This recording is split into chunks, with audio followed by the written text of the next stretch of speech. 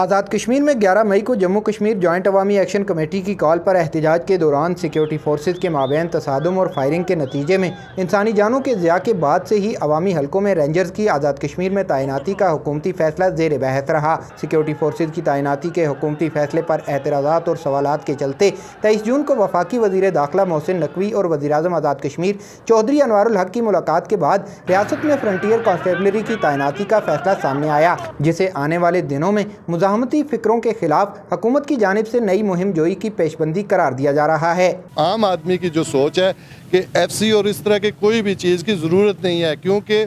ہم پاکستان کے ساتھ ہمارا رشتہ جو ہے وہ کلمے کا رشتہ ہے، اور پاکستان کے ساتھ ہمارا ایک محبت کا اور بڑے بھائی کا وہ رشتہ ہے۔ اس میں یہ ہے کہ جب اس طرح کا معاملہ ہوتا ہے تو پاکستان کے مخالف جو دشمن ملک ہیں وہ اس پروپیگنڈے میں اتنا فائدہ حاصل کرتے ہیں کہ وہ کہتے ہیں جی کہ پاکستان پتہ نہیں کوئی اپنا کشمیر پہ قبضہ کر رہا ہے، کشمیر کو صوبہ بنایا جا رہا ہے۔ یہ جب عام آدمی تک بات پہنچتی ہے تو یہ پھر ایک نفرت کی فضا شروع ہو جاتی ہے کہ ایف سی کی تعیناتی اگر جو ہمارے خصوصاً ہائیڈرل کے پروجیکٹس ہیں ان میں سیکورٹی کے لیے ہے تو یہ تو بہت اچھی بات ہے، اس پہ کسی کو اعتراض نہیں ہونا چاہیے۔ لیکن اگر یہ کسی اور مقصد کے لیے، جس طرح کے عوام میں افواہیں چل رہی ہیں، شکوک و شبہات کا اظہار ہو رہا ہے، اگر وہ ان مقاصد کے لیے تو یہ میں سمجھتا ہوں کہ جو ہماری مقتدر اشرافیہ ہے تو یہ وہ ایک بڑا بلنڈر کرنے جا رہی ہے اور اس بلنڈر کا بڑا نقصان ہوگا۔ لوگوں کا کہنا ہے کہ حالیہ واقعات کے بعد حکام کے غلط فیصلے مسئلہ کشمیر کے تناظر میں غیر دانشمندانہ ہیں، جو پاکستانی اور کشمیری عوام کے مابین غلط فہمیوں کا سبب بن رہے ہیں۔ دوسری جانب بین الاقوامی قوانین کے ماہرین داخلی سیکیورٹی معاملات میں حکومت پاکستان کو بااختیار ٹھہراتے ہیں۔ مسئلہ کشمیر اپنے کا ضرور ہے، لیکن آزاد کشمیر جو ہے یہ رسپانسبلٹی گورنمنٹ آف پاکستان کی ہے، administrative responsibility as far as the federation is concerned. ایک دوسرا یہ بات ہے کہ اپنا U N security council resolution کے تحت بھی یہ گورنمنٹ آف پاکستان کی ہائی کمانڈ کے ذمہ داری ہے اس کو گڈ گورننس بھی دینا، اس کا دیکھ بھال بھی کرنا، اس کے اوپر نظر بھی رکھنا۔ یہ گورنمنٹ آف پاکستان کے ہائی کمانڈ کی رسپانسبلٹی ہے۔ تو ہائی کمانڈ اس وقت صرف گورنمنٹ آف پاکستان ہے، وہ اگر سمجھتی ہے یہاں کسی چیز کی ضرورت ہے تو ضرور ہونا چاہیے، کوئی برائی نہیں ہے اس میں۔ ہاں، یہ اگر کوئی سیاسی جماعت جو حکومت میں ہے، اگر کوئی ہے، اس وقت تو کوئی بھی نہیں ہے، اس وقت سارے فری لانس ہیں،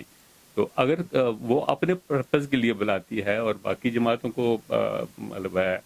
ان کو سائڈ لائن کرنے کے لیے بلاتی ہے تو یہ بڑی بری بات ہے، ایسا نہیں ہونا چاہیے۔ ایف سی کی تعیناتی کا معاملہ اب قانون ساز اسمبلی کی راہداریوں تک بھی جا پہنچا ہے، جہاں سابق وزیر اعظم آزاد کشمیر و صدر تحریک انصاف آزاد کشمیر عبدالقیوم نیازی نے ممبر قانون ساز اسمبلی کی حیثیت سے ایف سی تعیناتی کے فیصلے کو مستقبل میں حالات خرابی کا ممکنہ سبب قرار دیتے ہوئے اسمبلی میں بحث کے لیے توجہ دلاؤ نوٹس جمع کرا رکھا ہے۔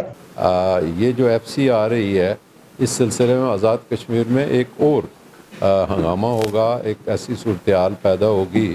کہ لوگ ریئیکشنری طور پر پہلے سے زیادہ ایگریسو ہوں گے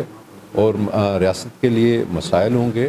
تو ہماری یہ اپوزیشن کی ذمہ داری ہے، بلکہ میں سمجھتا ہوں کہ اس اہم ایشو پر پورے ہاؤس کی یہ ذمہ داری بنتی ہے کہ یہ تحریک آزادی کشمیر کا بیس کیمپ ہے، یہاں اس قسم کی افراتفری سے بھارت براہ راست فائدہ اٹھائے گا، اور جو ایسی قوتیں آزاد کشمیر میں مزید مشکلات پیدا کرنا چاہتی ہیں وہ ان کو لیے بھی آسانی ہوگی۔ تو ہمارا مقصد یہ تھا کہ اس سلسلے میں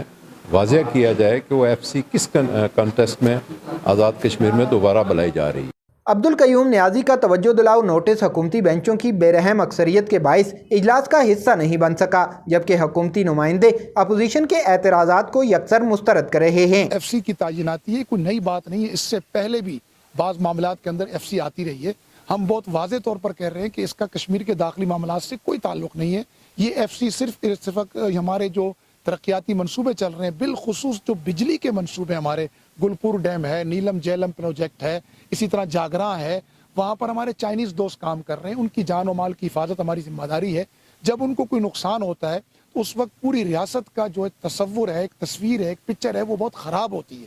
حکومتی نمائندے اس فیصلے کو ریاست میں مقیم غیر ملکیوں سمیت جاری پن بجلی منصوبوں اور اہم تنصیبات کی حفاظت کے پیش نظر لازمی تصور کرتے ہیں۔ ابتدائی طور پر آزاد کشمیر میں ایف سی کی 6 پلاٹونیں معمور ہوں گی، جن میں 200 سے 300 جوان شامل ہو سکتے ہیں۔